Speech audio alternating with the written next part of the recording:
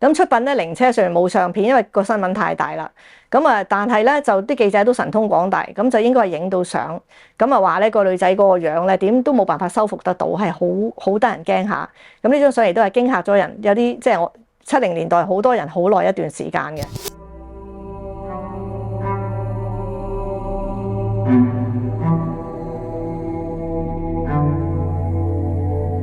翁靜晶，危險人物2.0。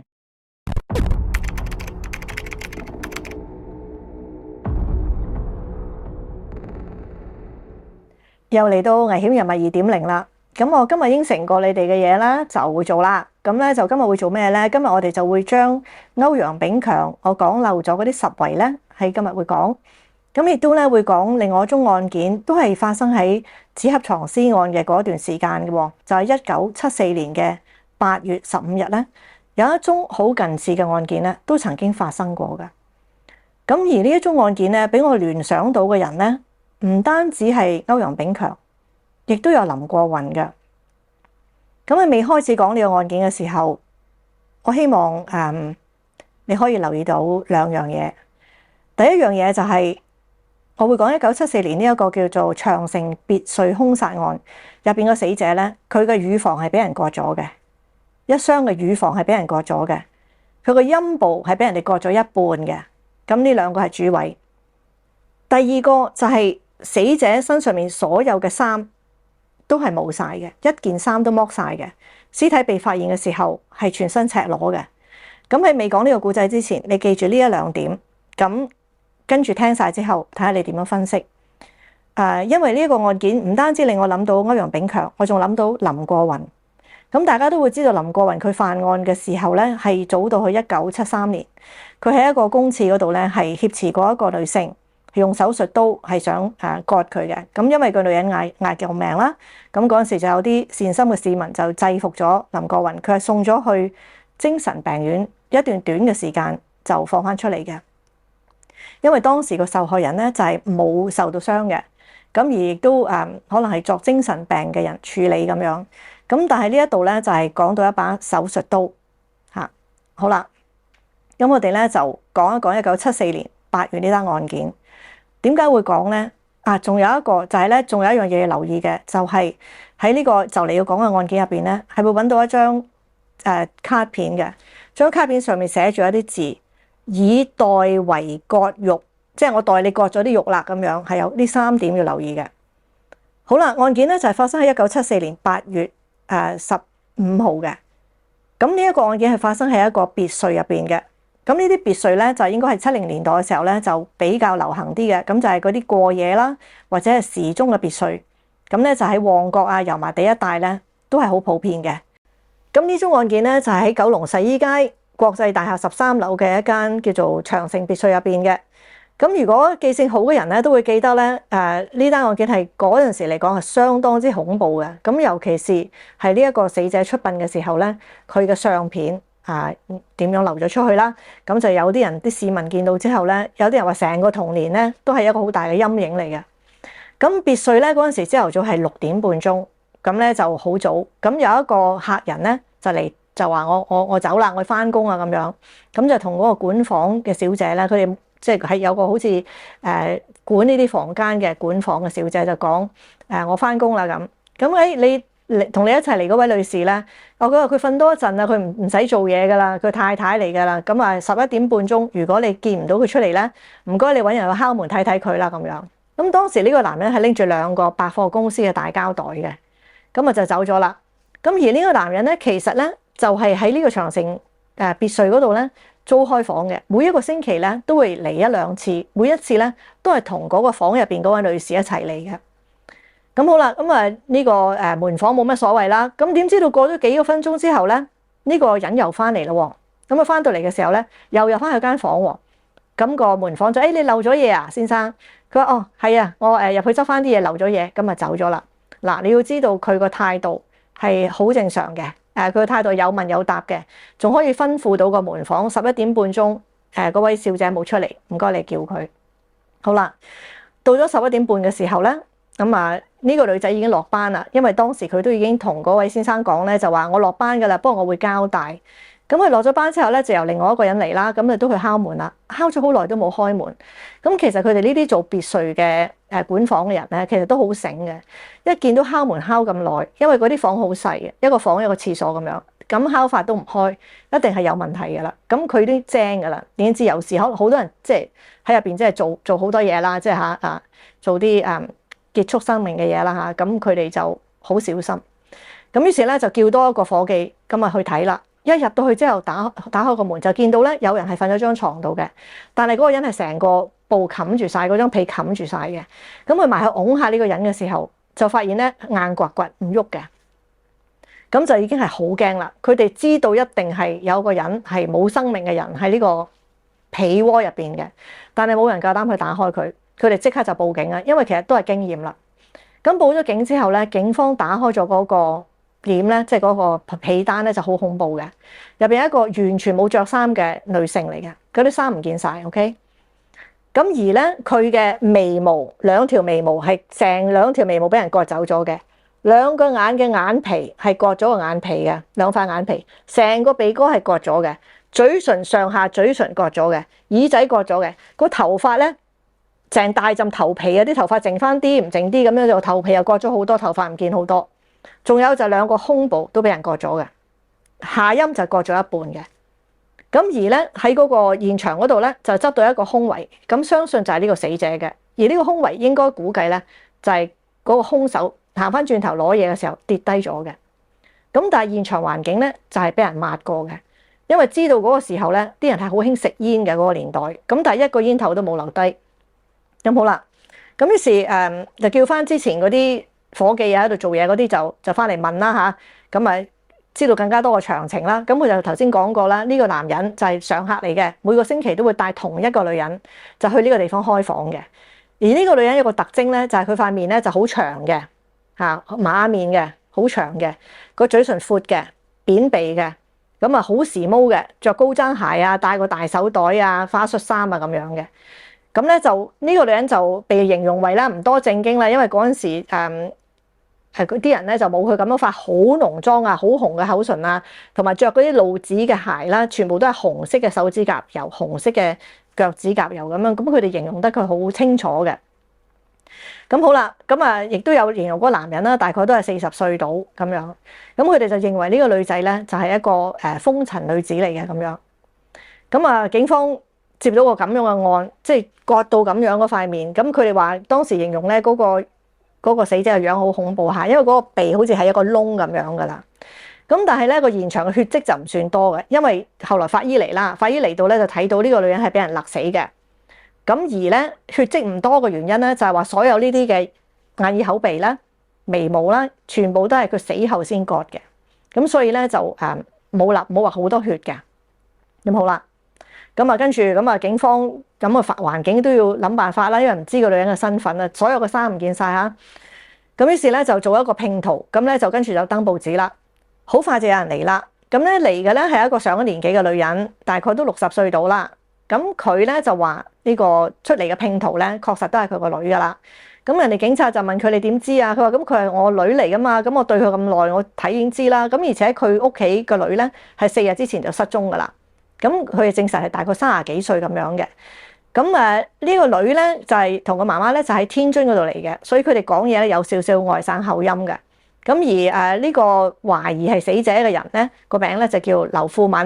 咁詳細嘅身世嗰陣就再講俾你聽。咁佢大致嚟講咧就嫁咗一個行船嘅人。咁婚姻就唔係好愉快。咁就生咗個女就14歲噶啦。另外一個咧就好細嘅，仲係讀緊幼稚園嘅。但係同個丈夫嘅關係就唔好，咁變咗咧佢就離開咗，咁就要自己揾嘢做，仲要係自己獨自咁樣去養大呢兩個細蚊仔。咁先頭咧佢就喺工廠度做女工啦，轉咗好多份工啦，咁揾工又唔係咁多錢啦，咁於是佢就下海咧就做寬場女子啦。咁佢做過咧呢個叫做廉女啊。咁我唔知道一啲上咗年紀嘅就會記得咧，我哋嗰個年代咧有好多種性工作者唔同嘅。咁有舍女啦，有廉女啦，有魚蛋妹啦，有好多呢一類型嘅嘢嘅。咁廉女咧嗰陣時應該就係一啲嘅色情設施入邊咧，佢係有啲咁嘅簾啊、酒簾咁嗰啲簾，有啲幕咁樣就喺入邊咧進行交易咁樣嘅。咁而咧再進而咧，仲有一啲叫做理髮店，有啲髮花，髮就係頭髮個髮，花咧就係花朵個花。咁就有啲咧係色情嘅理髮店嘅。咁而呢一個女仔咧做過上述嘅講嘅咧就係廉女啦，就跟住咧就係做髮花。其中一間咧就嗰陣時都好出名，叫做偉賢嘅，就係叫做偉賢正宗女子理髮咁樣。咁其實咧講翻咧呢啲咁嘅理髮店咧，即係色情理髮店咧，我都行入過去一間嘅，喺中環嘅中上環嗰度嘅。咁我記得嗰陣時我翻緊工，唔知夜晚有個宴會嘅，咁我就同我秘書蕭太啦。咁咧就走去揾理髮店，快啲去洗頭。咁啊，結果好不容易喺橫街度俾我揾到一間，咁我就話我嚟理髮。佢話對唔住，我哋唔做女性生意嘅。咁我先至知道原來有呢啲嘢嘅。咁啊好啦，咁即係唔做女性生意嘅理髮店，你估到啦。咁呢個女仔咧就喺嗰度做啦。咁佢喺嗰度有個藝名咧就叫做金玲。咁佢真名咧叫做劉寶娣啊，寶貝個貝寶貝個寶娣，即係以前啲女仔女字邊一個娣咁樣。咁啊，但係咧佢有個藝名叫做金玲嚇，咁啊真正咧就個身份證係叫做劉富敏咁樣嘅。咁啊好辛苦養大，即係要養嗰兩個女啦。咁呢個都即係我哋唔去評論佢嘅工作啦。即係佢其實都係一個好媽媽嚟嘅嚇。咁咧而咧最重要嘅咧就係佢仲有700蚊人工咧，就喺嗰個理髮店嗰度咧仲未收。咁啊應該嚟講咧就唔會無故失蹤嘅，咁啊唔會話同男朋友走咗冇嘅。咁啊警方咧就見到咧個媽媽咧就攞咗一幅相片啦，就係劉富敏嘅相片，就話嗱呢個就係嗰張相片啦。咁佢哋對下都有幾分似嘅。咁啊跟住咧就安排佢媽媽咧就去殮房嗰度認屍啦。咁認屍咧好快就確定咗啦。原因係乜嘢咧？因為阿劉富敏咧佢生個女嘅時候咧，生個大女嘅時候咧係開刀嘅。咁以前開刀生細路哥咧係打直割嘅。咁個打拉好大嘅，咁一睇就睇到啦。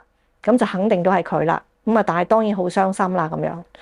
咁嗱呢個案件咧，當其時咧報紙係鋪天蓋地嘅，又話係長城兇殺案嘅大黑狼咁樣，啲報紙係賣到係一啲黑社會咧嘅行刑手法，又或者係啲大耳窿追數追唔到，咁樣咧就加害呢個女人，所以要做到咁恐怖，要將佢所有嘅嘢割晒落嚟。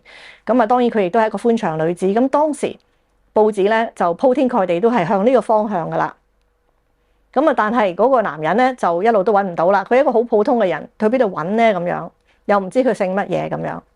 因為嗰陣時去開房咧，啲咁嘅別墅嗰度開房咧，時鐘租房咧就冇需要攞身份證嘅。呢個嘅規定咧都係後期先有嘅。咁70幾年係冇嘅，咁所以都冇身份證嘅記錄。咁啊好奇怪喎！案發咗3日之後，嗱8月15號、8月18號，嗱呢個電話邊個打嘅咧？我係想你哋留意啦。嗱，留意呢個電話。有人打電話去警察局，佢話我有啲嘢想講俾你哋聽，係有關長城別墅嘅兇殺案，你有冇興趣啊？咁啊，警方梗係好想知啦。咁佢原來講咩咧？佢就話俾你聽，有12塊肉擺喺咩地方，我同你講收埋喺邊度好唔好啊？咁樣，咁12塊就係眼耳口鼻啊、耳仔啊、胸部啊呢啲割成12塊啦。咁結果話俾個警方聽，擺喺邊度咧？佢話就係擺喺嗰個房啊，就係嗰個長城飯店別墅嗰間房啊，冇離開嗰間房嘅個冷氣槽入邊。咁跟住當然警方就快啲就去嗰度抄啦。結果就喺嗰個冷氣槽入邊有啲膠袋嘅，一個個膠袋笠住晒，就掹翻即係2個膠袋啦，掹翻晒嗰啲嘅肉啦，就出嚟有膠袋裝住。咁啊數一數真係12件，咁啊攞去俾法醫，亦都證實到真係死者身上割落嚟嘅。咁好啦，咁啊呢個電話邊個打嘅咧？呢個真係好奇怪嘅事。咁好啦，咁都係仍然都拉唔到兇手啦。咁其實呢一個打電話嘅人會唔會係兇手咧？我覺得唔係。OK，呢個真係奇怪。咁好啦，得來全不費工夫。咁就係咧，再過3日啦，就係8月21號嘅時間啦。咁咧就喺深水埗基隆街咧，咁啊發生一個懷疑鬧事嘅事件喎。咁有個女警咧，咁就喺嗰度巡邏嘅時候。咁就有人舉報咧，就有個飲醉酒又好似食咗藥嘅人咧，口流晒泡嘅，周圍去嗰啲鋪頭度敲門，就話俾人聽：你有冇見過馬面女人啊？周圍揾馬面女人喎。咁啲人話冇啊，冇見過啊。咁跟住佢就同啲人嘈起上嚟啦。冇見過咪冇見過咯，好叻咩？咁就爭執之後咧，就倒地，咁咧就不省人事。咁於是就有人報警啦。咁報警啱啱好似有個女警經過，咁就將佢送咗去廣華醫院。送咗去咧，佢就報稱咧自己咧就係叫做劉少文，咁咧38歲，咁啊跟住喺醫院嗰度就留醫啦，咁樣就醉得好犀利。咁而嗰陣時咧，根本咧就警方就已經係出咗一啲拼圖咧，就係交俾啲人咧就去認人啦。咁而呢個案件實亦都係真係實在太大啦！你諗下，成個面咁樣割到咁樣，身體嘅部分咁樣割咗，咁啲人就已經係好注意啦。咁啊呢個兇手懷疑兇手啊呢個人嘅身上咧就揾到一啲嘢。咁啊因為佢咧就換嗰啲叫做醫院衫，咁所以啲護士咧同佢除衫嘅時候咧就揾到咧一張紙上邊咧就係寫住以代為割肉啊，即係我已經幫你割咗啲肉啦咁樣，有張字條以代為割肉。然後咧就揾到一張相片，咁相片嘅背後咧，相片係一個女人嘅相片嚟嘅，背後寫住金玲。金玲咧就係呢一個被殺嘅呢個死者嘅藝名嚟嘅。咁然後仲揾到咧有一個卡片上面有一個電話嘅，就叫梁少平咁樣。咁呢幾樣嘢一砌埋一齊，咁嗰啲醫護人員咧已經係知道咧呢個人咧肯定係同嗰單兇案有關啦。咁於是咧就喺唔警覺佢嘅情況之下咧就報警啦。好快脆，警方咧就嚟拉咗呢一個梁少平啦。拉咗呢個梁少平之後咧，佢一路都唔認自己係梁少平嘅。咁但係警方梗有辦法問你噶啦，有辦法攞到個答案啦。咁結果佢就認咗啦。OK， 咁咧呢一個男人咧，佢就認咗咧，佢係識得阿劉富敏嘅，即係金玲啦，佢個藝名。咁佢哋點樣認識嘅咧？佢哋就喺黃竹街一間咧叫偉賢女子理髮店嗰度認識嘅。咁當時咧，呢個姓梁嘅人咧，佢就喺附近打麻雀，就贏咗幾百蚊。贏咗之後咧，咁佢就去揾女人啦。咁就去呢一個理髮店度揾呢個發花，咁就大家認識咗。咁於是咧就發展落去啦。咁但係咧呢個姓梁嘅咧，其實佢係中意咗呢個女人嘅，喺佢身上亦都使咗唔少錢嘅。咁甚至乎佢同佢咧就求婚求咗好多次。但係咧呢個劉富敏對佢嘅興趣就唔大嘅。因為呢個梁少平咧，佢係做泥水工嘅，佢唔係一個有錢人，佢只不過一個工人嚟嘅。咁呢個女子咧亦都唔想再結婚，亦都覺得唔太穩定，就唔肯。咁但係梁少平就變得非常之佔有慾強咯。咁啊，甚至乎有陣時佢去揾佢嘅時候，佢唔得閒同啲工友打下麻雀咧，佢都會發火嘅。咁係比較暴躁，佔有慾非常強。咁後來咧，阿劉富敏都避咗佢咧，就去咗第二個地方做，就去咗上海街咧，另外一間叫做卓華嘅理髮店嗰度做嘅。咁佢又跟佢又嘈啊，成咁樣。但係咧又奇在咧，佢哋就算點樣吵鬧咧，佢哋都定時會開房咁樣嘅。咁而後來咧就知道呢個女人咧又中意得第二個嘅建築工人，咁啊呢個姓梁嘅就更加忌恨啦咁樣。咁佢同警方咧佢就冇承認到話殺人嘅，佢就淨係話自己乜都唔知，佢就話佢自己斷片。咁佢點樣講嘅咧？佢話咧嗰日咧就約咗個女人啦，即係個死者咧就去長城開房，去到嘅時候咧佢就飲咗好多酒。咁佢就話個女人咧就提供咗2粒藥俾佢，就食咗2粒藥丸。咁佢就認為嗰2粒係春藥嚟嘅，食咗之後咧就令到佢有強烈嘅需要。但係咧死者就拒絕同佢進行性行為，咁甚至乎咧就同佢提出要4000蚊先肯同佢交易。咁佢就好嬲啦。咁佢所記得嘅咧就係咧佢就同個女仔咧就發生咗糾纏。咁啊跟住咧就佢就斷片啦，就乜嘢都唔記得啦。咁佢就唔承認自己有殺佢，就話佢乜都唔知，咁亦都唔承認咧自己咧係有將佢啲肉割落嚟嘅。咁啊，跟住警方就問佢啦，點解你之後又會走翻入去嗰間房嗰度咧？咁佢就話咧，因為咧個場面好驚嚇，佢覺得驚嚇親一陣間嚟巡房嗰啲人，所以佢入去稍為執下。咁呢一點其實都好奇怪嘅，即係會唔會嗰間房有第二個人入咗去，留低張字條俾佢，佢要攞埋張字條，我唔知。但係嗰個以代為割肉嗰個咧就好奇怪嘅，邊個會寫個字條話我幫你已經割咗啲肉咧？咁邊個會咁殷勤去幫你做啲咁嘅手術咧？咁我覺得呢個可能係有另外一個人，但係唔知嚇。咁好啦，咁啊跟住個死者咧就喺1974年嘅8月22日出殯嘅。咁出殯咧，靈車上面冇相片，因為個新聞太大啦。咁啊，但係咧就啲記者都神通廣大，咁就應該係影到相。咁啊話咧個女仔嗰個樣咧點都冇辦法修復得到，係好得人驚嚇。咁呢張相亦都係驚嚇咗人，有啲即係我70年代好多人好耐一段時間嘅。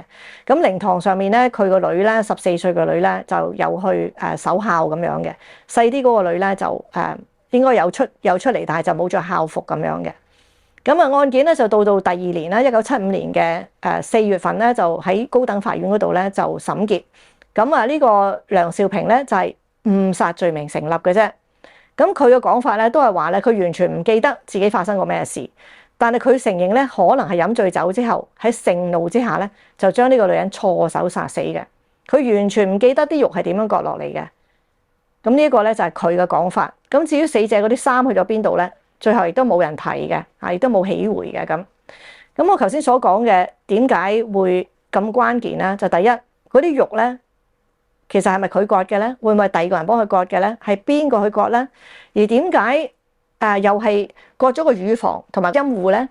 因為大家都會記得紙盒藏屍案卞玉英咧呢件案件咧就發生喺呢個梁兆平之後嘅。到12月嘅時候又發生一單咁近似嘅割乳房燒嗰個陰戶嘅。咁呢兩個就好似啦。咁而呢啲咁樣嘅手術嘅嘢啦，當然割呢樣割嗰樣，亦都好似係林過雲做嘅所有嘅嘢。咁呢啲嘢全部綜合埋咧，其實就有好多聯想咯，可以咁樣講。咁而你見到就係話，就第一咧就係個共通點就係嗰個乳房同埋嗰個陰戶啦，個切割啦。第二咧，卞玉英咧喺紙盒藏屍案入邊咧，佢啲衫始終都係冇揾翻嘅。咁而唔單止係啲衫，佢當時手上邊仲拎住咧一個書包嘅，入邊咧有達成英文夜中學嘅練習本，亦都有佢嘅鉛筆盒嘅。咁而卞玉英當時咧，屋企人咧就證明到咧，佢係有一條銀色嘅金鏈，上面有一個玉扣嘅。呢啲嘢全部喺個屍體發現嘅時候，啲衫都係揾唔到嘅。咁就同長城別墅嗰個死者都係一模一樣，所有嘅衫都係揾唔到嘅。咁第三個疑點咧，當然係嗰啲中文字嘅字條啦。咁卞玉英個手踭嗰度咧，揾到一個中文字寫嘅字條咧，就係寫未焊，即係未燒焊。咁而咧喺呢一個長城別墅入邊嗰個割肉案咧，入邊都係揾到一個字條，就係寫以代為割肉。嗱，老實講，呢一啲咁樣嘅字條係用手寫嘅，嗰啲字跡其實喺某程度上都可以做對比嘅。咁如果案件有關聯嘅，呢兩張嘅字條會唔會係出自同一人之手咧？咁但係當然，如果破案嘅人已經係100%鐵定咗，一定係歐陽炳強噶啦，咁我亦都根本唔需要再查其他嘢啦，係咪？咁好啦，咁我應承咗你哋講歐陽炳強嘅實位咧，咁我就會講俾你聽啦。有陣時有啲嘢就講唔到咁多啊，或者係講漏咗嘅。咁我知道好多人咧都對於呢個案件好有興趣。咁但係因為案件久遠啦，咁我哋而家再翻去高等法院抄翻原審啲文件咧，就係揾唔到嘅。以前大概20年之前咧，我都揾到嘅。咁而家就冇啦。咁當然可能儲存嘅容量有限啦，咁樣。咁我咧就盡力喺我手上面嘅文件資料入邊咧，我就盡量講翻一啲嘅比較細嘅細節俾你哋嘅。咁以後如果再要研究呢個案件啊，或者再重新講嘅 YouTuber 啊，可能都會有用咁樣啦。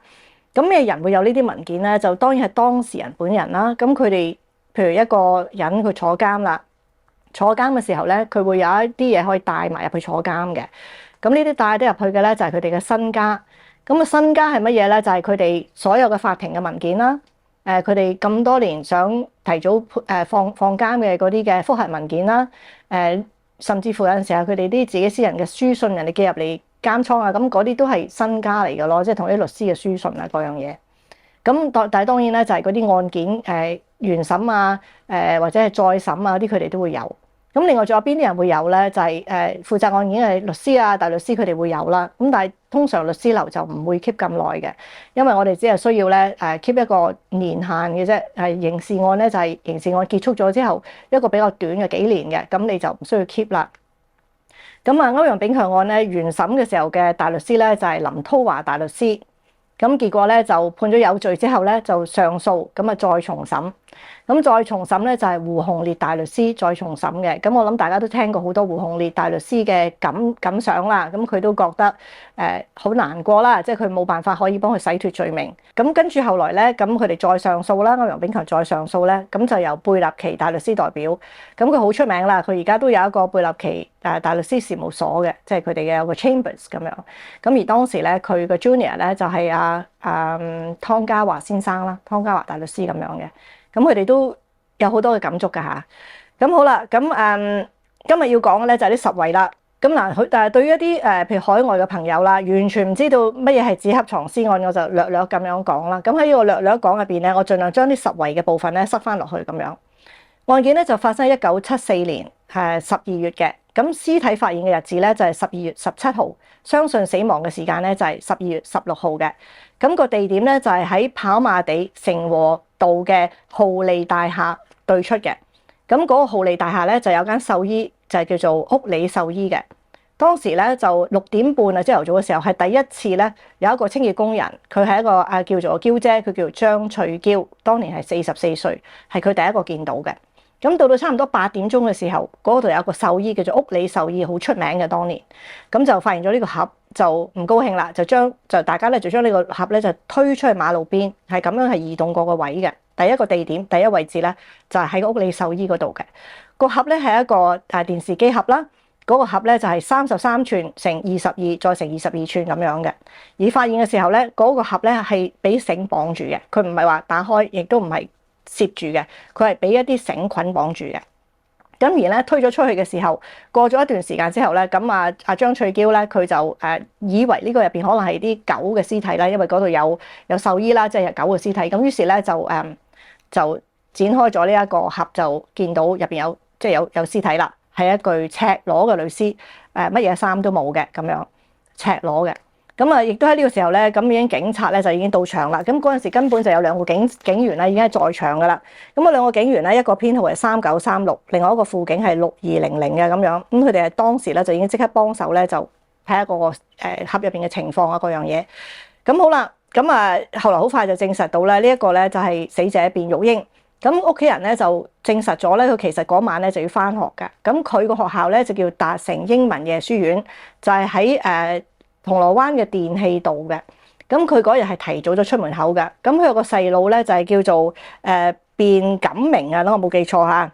咁係啊，叫卞錦明。咁佢咧就記得佢個家姐咧，即係卞玉英咧，係接咗2個電話咧，咁就出街嘅。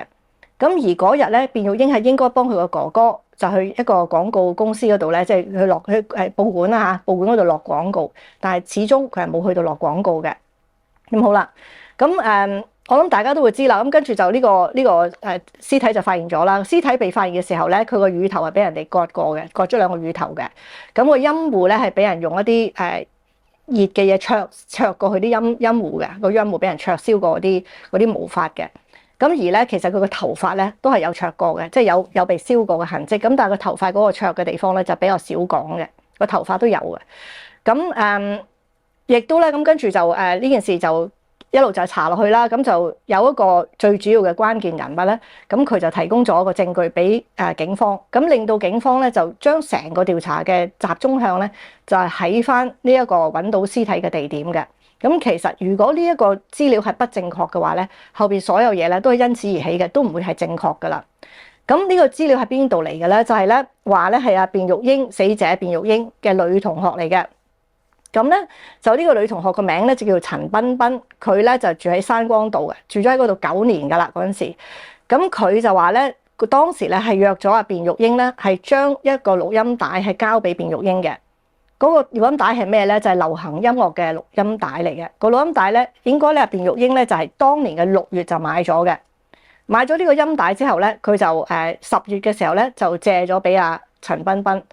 咁卞玉英其實學校嗰度咧係好活躍咧，參加一啲嘅音樂活動啊，跳舞唱歌啊，好中意音樂嘅。咁佢就話咧，呢個陳彬彬留意佢講咧，佢就話10月28號，佢係約咗呢個卞玉英喺安美雪糕店門口。呢一度咧就交收個餅帶嘅。嗱，呢個其實第一次講安美呢個雪糕店，即係話歐陽炳強，即係佢哋後來就拉咗歐陽炳強工作嘅地點。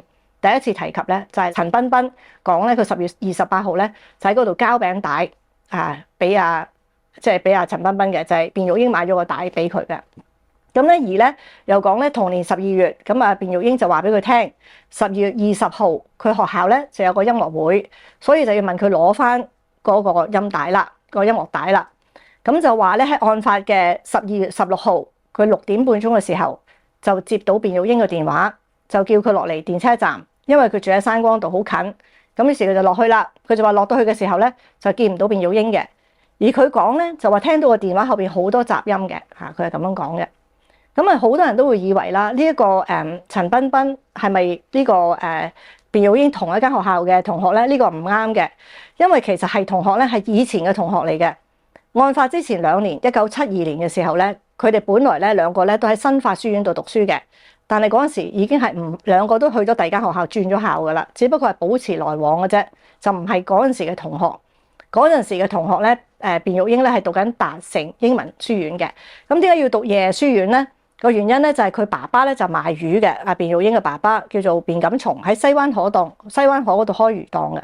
咁卞玉英好乖嘅，咁佢哋係住喺筲箕灣嘅興文街，咁啊佢哋咧就呢啲兄弟姊妹好乖好團結嘅。咁咧就話卞玉英咧就因為想幫爸爸去睇個檔，有時搬下嘢咁樣，所以就唔讀日頭學校，就係讀夜校咁樣嘅。咁係台山人嚟嘅咁樣。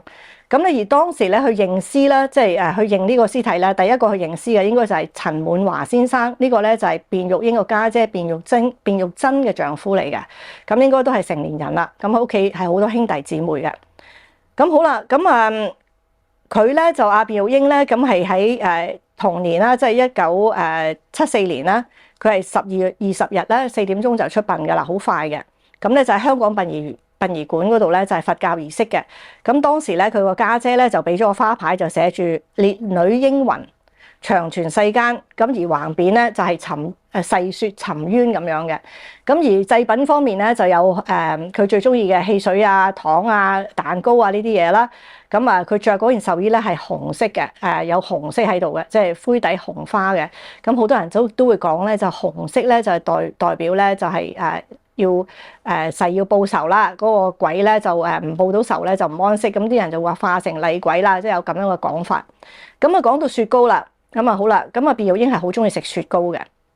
咁咧就有一個實圍咧就係兩個嘅。咁第一咧就係講個雪糕啦，安美雪糕啦。安美雪糕咧其實佢分開3個 part 嘅。佢前邊嘅鋪前邊咧就係一啲自動售賣機，就係賣嗰啲飲品嘅。咁而中間嗰度咧就係賣軟雪糕嘅，呢個就係歐陽炳強嗰個做工嘅地點啦，就喺中間嘅。再入去咧就係一個工場，工場咧有個閣樓嘅。咁個後邊嗰個工場同埋閣樓嘅工場咧，歐陽炳強有時會後邊嗰度咧就會去洗佢嗰個雪糕機咁樣，一個嗰個軟雪糕機係要清洗嘅或者修理嘅，就係嗰個位嘅。咁而嗰個電話咧就喺個閣樓嗰度嘅。咁控方嘅案情咧就係話一定係卞玉英咧就借電話就喺嗰度打電話俾陳彬彬啦，咁啊借電話，咁啊跟住歐陽炳強就色心起啦，就喺嗰度殺死咗佢啦，想因姦不遂啦。因為卞玉英係未有受過性侵犯嘅，係處女嚟嘅，咁就話咧一定喺個工場嗰度啦。咁但係第一嗰個電話就話有雜聲嘅，工場就好靜嘅。第二嗰個電話上面係冇卞玉英嘅指紋嘅。而咧整個工場又好，雪糕店又好，前面嘅售賣機嘅地點都好咧，都係揾唔到死者任何嘅手指紋嘅。OK，咁而最重要嘅咧就係話喺嗰個電視機盒上面咧係揾到2個掌印嘅，呢2個掌印都唔係歐陽炳強嘅。咁呢啲就係要講嘅漏咗啲點嚟㗎。OK，咁好啦，咁我諗你會仲記得咧就係有2個證人啦，有2個女仔啦。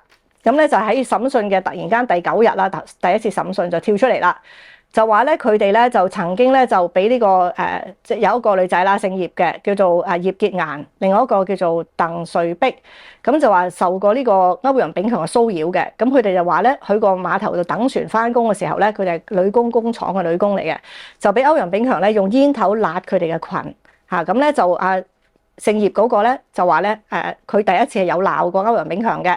咁第二次咧，咁佢咧就因為得一個人，佢就唔敢鬧佢啦。咁而佢呢個朋友姓鄧呢個咧，就係證實咧喺其中一次，佢係有親眼見到呢件事發生嘅咁樣。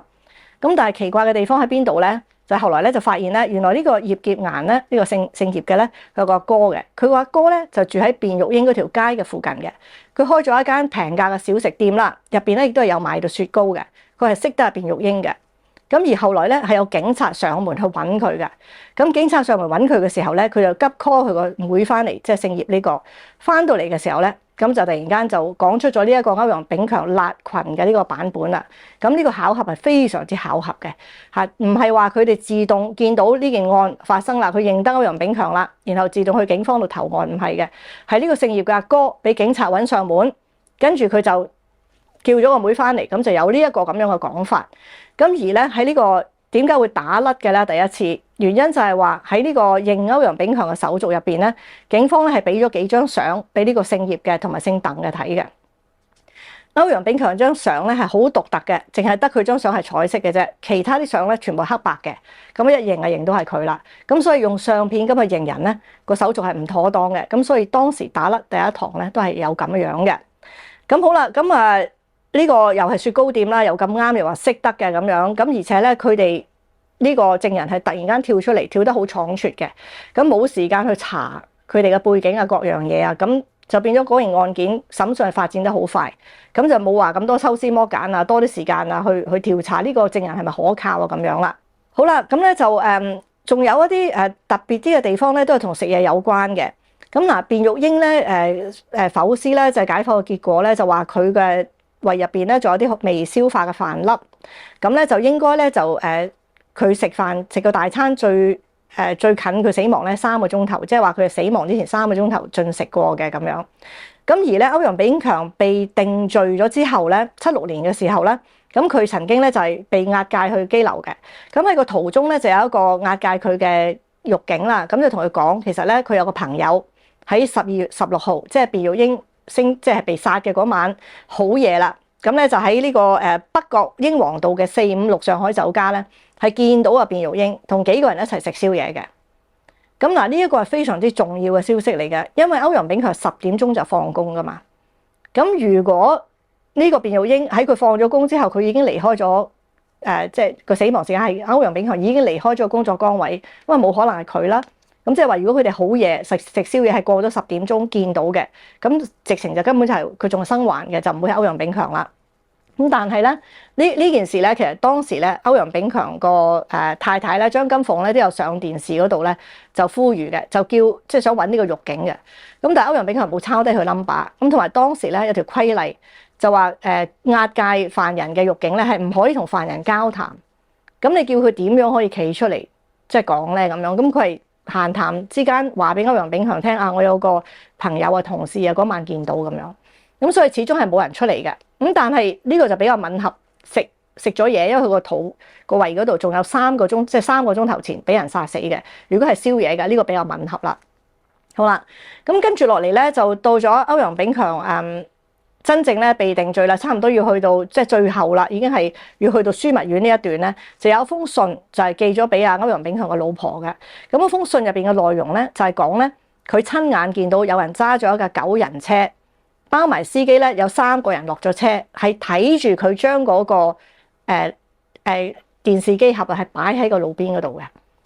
咁其實呢個有可信性嘅，原因就係話咧，當其時咧嗰個神探啦貝雅咧，咁佢其實咧就做過案件重演嘅，佢揾咗一個編號8757嘅女警咧，就扮成係個卞玉英咧，話佢個體重同卞玉英好近，咁咧就喺個箱入邊，即係去翻嗰個紙盒藏屍個盒嗰度，然後咧就拖行，發現咧一拖就爛噶啦，唔可能咁重100幾磅係咁去拖到嘅。咁而就算俾你拖到或者推到咧，都會係爛晒個盒，係會有磨損嘅。咁呢個盒係冇咩磨損嘅，嗰條繩好地仲綁住嘅。咁如果係俾人用一架大車嚟到擺喺嗰度咧，其實係好成立嘅。咁但係亦都好不幸啦。咁其實張金鳳攞住封信咧都係呼籲咧啲人咧就企出嚟做證人嘅，咁但係到最撈尾咧都係冇人咧挺身作證，淨係俾咗呢一個資料俾佢。咁啊好啦，咁啊最後啦就講下呢個科學鑑證啦。咁啊一個297條嘅纖維啦，即係話有7條咧就係佢哋覺得吻合嘅，咁個比例咧係好低下嘅。咁咧而咧我想講嘅係其中一條綠色嘅纖維。咁佢哋就話咧發現咗一條綠色嘅纖維，咁呢個綠色纖維咧就應該係歐陽炳強嗰件衫嗰度揾到嘅。咁歐陽炳強涉事嗰件西裝咧，其實就根本就佢冇着好耐㗎啦，佢係去飲嗰陣時先好半個月前呢件事之前半個月前佢先去飲嘅時候着嘅啫。咁而咧佢件衫咧就真係好衰唔衰咧，個袋又撕爛咗少少嘅。咁咧個法官咧其實喺個審案嘅時候咧，不停咁樣講佢嗰件衫咧就點樣撕爛咗，就好似俾人覺得咧佢係着住嗰件西裝去殺人嘅，跟住嗰個死者咧就唔知點樣掹爛咗個袋咁樣嘅，咁啊令到啲陪審團其實當時都唔係咁好咯，即係咁樣講。咁呢個都係佢哋上訴嘅時候係就住嗰個袋搣爛咗，個法官講咁多嘢，令到啲陪審團好傷，即係會諗係咪佢係着住嗰件衫去殺人？咁老實講，你要殺人，你都唔係着住嗰件西裝去殺啦。咁同埋仲有一個就係佢賣雪糕，佢嗰晚賣雪糕嘅銷售記錄咧，同平時係一樣嘅。即係如果佢話又要去殺人，又要去嗰個中間前台嗰度負責賣雪糕，佢嗰個返工時間係5點幾鐘到10點鐘噶嘛。咁嗰幾個鐘頭要做咁多嘢，仲要揾個紙盒喎。嗰個紙盒係冇喺嗰個工場度有人見過嘅喎。佢邊度揾一個咁啱 size 嘅紙盒咧？要臨急臨忙咁去揾咧嚇。咁呢啲嘢其實就傾向唔係好合理嘅。咁好啦，咁啊嗰條纖維係綠色嘅，咁就話喺歐陽炳強個身度揾到嘅。咁而咧卞玉英咧失蹤嘅時候係着住一條綠色嘅燈芯絨褲嘅，咁所以一定係你噶啦，因為咧佢着住條係綠色嘅燈芯絨褲，咁啱條綠色嘅纖維就喺你件衫度。喂！佢啲衫一件都唔見晒嘅喎，死者身上面嘅衫一件都冇揾到嘅喎，佢個鉛筆盒揾唔到嘅喎，佢個練習簿揾唔到嘅喎，綠色都分好多種噶嘛，咁又話仲佢一條綠色纖維啦。嗱呢個咧就大致上咧，我諗我抄翻晒啲嘢睇咧，就係咁上下啦。